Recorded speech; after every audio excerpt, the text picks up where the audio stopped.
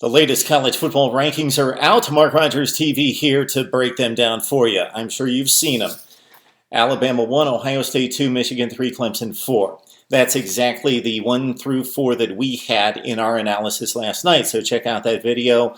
I give you not my predictions, but what I believe that the top 25 should look like. That's exactly what I had. I had Louisville at number 5. So the distinction there, a lot of people like the Cardinals above the Tigers, but Clemson won the head-to-head, even though it was a close game, and it was at Clemson, and even though that's Louisville's loss, while Clemson's loss is much less impressive in losing to Pitt at home, of course, the head-to-head means a whole lot to me, and Clemson's going to march on most likely to the ACC championship game and have that advantage over Louisville. On top of that, Clemson has the impressive out-of-conference win at Auburn.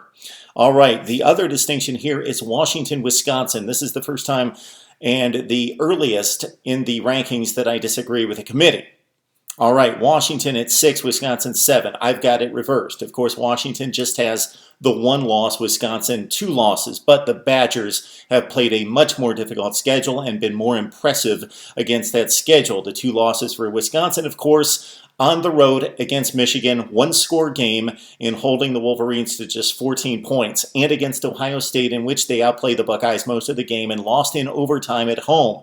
Wisconsin has also had impressive wins against LSU, of course, and other wins against Nebraska and Minnesota. Washington, not a whole lot to go on. They did defeat Utah. That's a good win for them. But the loss against USC, it was only 26-13, but if you watch the game, the Trojans controlled the game. Washington did not look good.